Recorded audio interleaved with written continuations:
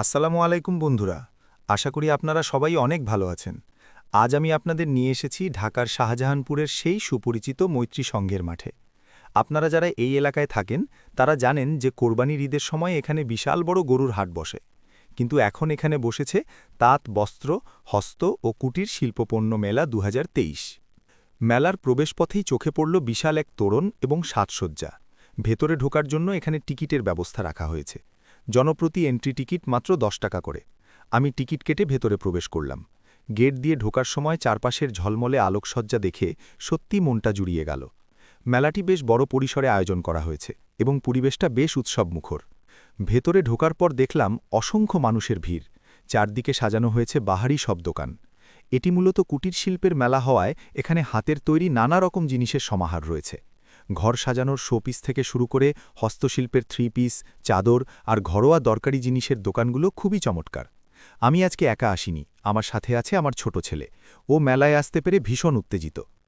মেলার একদম মাঝখানের অংশে গেলে দেখা যায় শিশুদের জন্য বিশাল এক বিনোদন জোন। মেলার প্রধান আকর্ষণই হল এখানকার বিভিন্ন রাইডগুলো।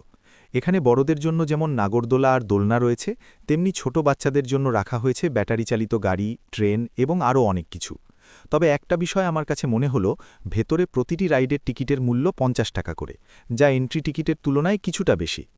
তা সত্ত্বেও ছেলেকে নিয়ে আমরা রাইডে চড়লাম। আপনারা ভিডিওতে দেখতেই পাচ্ছেন ও কতটা আনন্দ করছে। আসলে বাচ্চাদের হাসি আর খুশির কাছে এই বাড়তি খরচটা তখন আর গায়ে লাগে না। আমরা যখন নাগরদোলার উপরের দিকে যাচ্ছিলাম তখন পুরো শাহজাহানপুর এলাকা আর মেলার যে ভিউটা পাচ্ছিলাম সেটা ছিল এক কথায় অসাধারণ। মেলায় আসা দর্শনার্থীদের আনন্দ যেন উপচে পড়ছিল। মেলার চারপাশটা আমরা ধীরে ধীরে ঘুরে দেখতে শুরু করলাম। এখানে খাবারের দোকানগুলোর ভিড় ছিল দেখার মতো।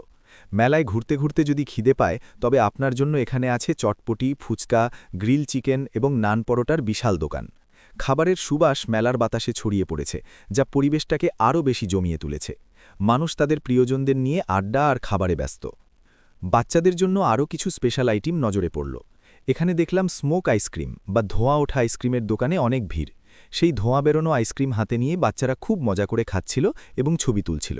এছাড়া কোন আইসক্রিম তো আছেই। আমরাও কিছু সময় সেখানে দাঁড়িয়ে সেই আনন্দটা উপভোগ করলাম এবং ছেলেকে আইসক্রিম কিনে দিলাম।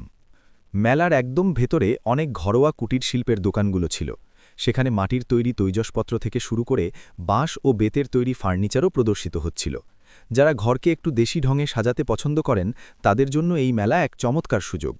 প্রতিটি স্টলে মানুষের দরদাম করার দৃশ্য আর বিক্রেতাদের ব্যস্ততা মেলার সজীবতা বাড়িয়ে দিয়েছে বহুগুণ। আপনারা ভিডিওতে যেমনটা দেখছেন, মেলাটি আকারে যেমন বড় তেমনি এখানে বৈচিত্র্যও অনেক। ভিডিওটি একটু বড় হলেও আমি চেয়েছি পুরো মেলার আসল রূপটা আপনাদের সামনে তুলে ধরতে, কারণ ভিডিওটি এডিট না করে সরাসরি আপনাদের দেখাচ্ছি, যাতে আপনারা মেলার বাস্তব অনুভূতিটা সরাসরি পেতে পারেন। এই মেলাটি মূলত খিলগাঁও এবং শাহজাহানপুর এলাকার মানুষের বিকেলের বিনোদনের বড় জায়গা। সন্ধ্যার পর মেলার আলোকসজ্জা আরও রঙিন হয়ে ওঠে। আমরা মেলায় অনেক সময় কাটালাম, বিভিন্ন রাইডে চড়লাম এবং বেশ কিছু কেনাকাটাও করলাম। ছেলেকে নিয়ে মেলার এই সময়টা ছিল আমার জন্য স্মৃতিমধুর। যারা এখনও আসেননি তারা চাইলে সময় বের করে একবার ঘুরে যেতে পারেন। বিশেষ করে বাচ্চাদের নিয়ে আসলে তারা এটি খুব এনজয় করবে। আজকের এই ভিডিওটি এই পর্যন্তই রাখছি। আমাদের এই ভ্রমণ ডায়েরি বা মেলার দৃশ্যগুলো আপনাদের কেমন লাগলো তা অবশ্যই কমেন্ট করে জানাবেন। আপনাদের একটি লাইক আর শেয়ার আমাদের পরবর্তী ভিডিও বানাতে উৎসাহিত করে। সবাই ভালো থাকবেন, সুস্থ থাকবেন। আল্লাহ হাফেজ।